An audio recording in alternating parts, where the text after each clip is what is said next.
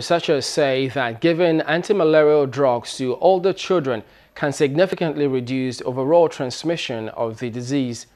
Well, currently, most such programs are limited to the under 5s, but a study funded by the Bill and Melinda Gates Foundation shows that expanding the intervention can really help. Henry Ridgewell reports. Health workers from charities like Speak Up Africa have been trying a new approach to tackling malaria in Senegal, giving preventative anti-malarial drugs to children up to the age of 10.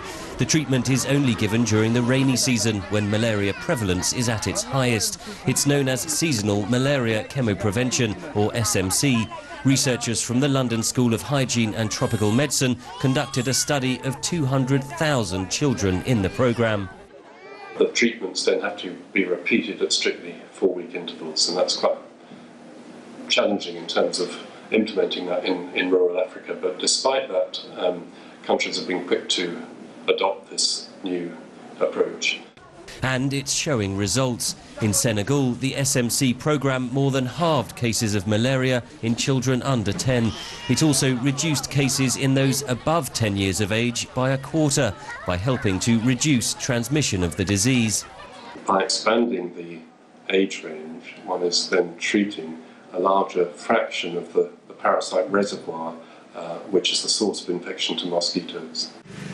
The World Health Organization estimates there were 214 million new cases of malaria in 2015 and 438,000 deaths, with by far most of the fatalities in sub-Saharan Africa.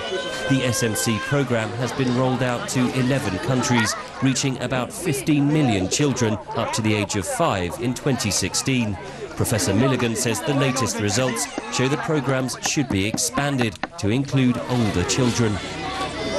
What we found was that if you're going door to door, it doesn't take much extra time to treat older children, and that if you go out of school hours, then you can get high coverage even during term time. Milligan says the next step is to identify other parts of Africa that could benefit from expanding the SMC programme to older children. Henry Ridgewell for VOA News, London.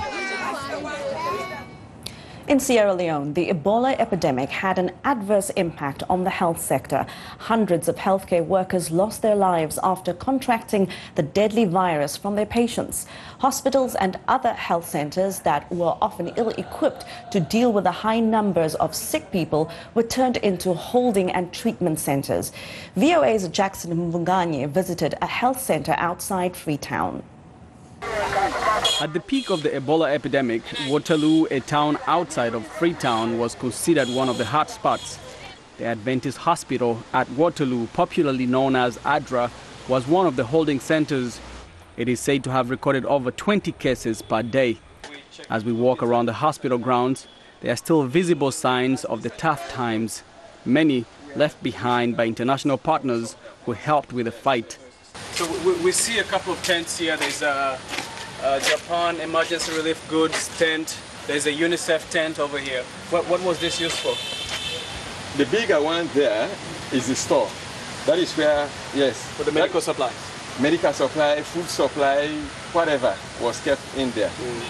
This building was the triage. The triage, okay. Yes, okay. That is where we received patients. Because right here, they would come in through the gate? No. This gate was not used.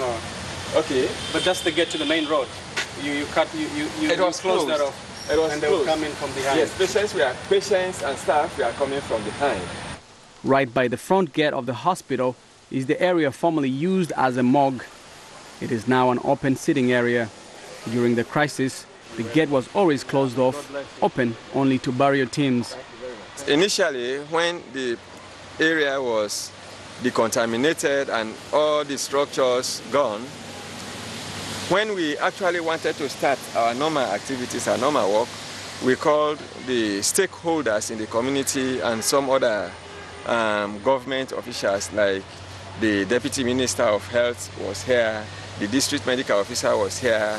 In a healthcare system that was still struggling to recover from a long civil war, Ebola added another layer of difficulty for the few health workers serving a population of approximately 6.5 million people. Government says that part of its recovery strategy is to rebuild the healthcare system that can prevent and respond to future outbreaks.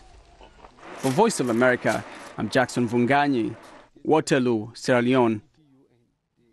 Natural healing is what entrepreneurs in Togo are looking to popularize with the West African country's Kinkaleber tea. The drink is known locally for its healing properties and has more antioxidants than even the green tea.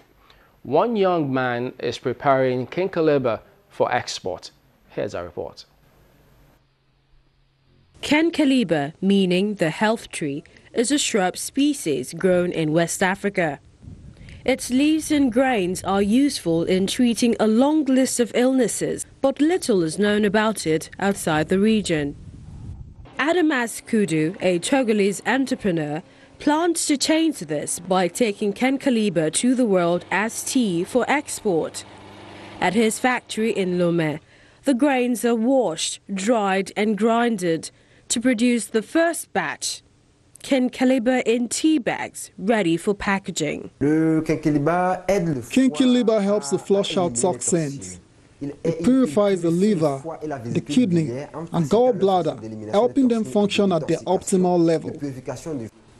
The factory produces over 20,000 Kinkaleber tea boxes of 25 tea bags monthly, which are sold throughout the country. Kudu hopes that by promoting Kinkaleber as a herbal tea, it will become more marketable within and outside of Togo. We are slowly rediscovering the heritage that we lost, and that's why we must go back to it and celebrate it. Modernizing traditional things that have always been part of our culture, helps us rediscover ourselves. The numerous health benefits of Kinkaleber and its sweet flavor makes the tea bags a common sight in some pharmacies and the tea of choice.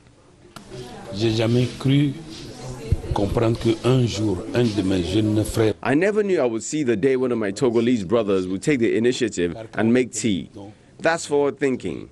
He took something from home, here in Togo, transformed it into powder, and had made it into tea that you put in hot water. This is something to encourage. Kudu says his business brought in $50,000 in 2015 after just 2 years of operation, and he hopes to expand into foreign markets and rival other tea brands as well as increase his labor force of 40. It's time now for a short break, but before we go, a reminder to visit our website, channelstv.com, for all the latest information day or night. You can also find us on youtube.com/channelsweb. Still to come, she started making jewelry when she was a student in Ivory Coast. Now, she has turned her passion into a business, launching her own clothing label and creating a buzz on the fashion scene.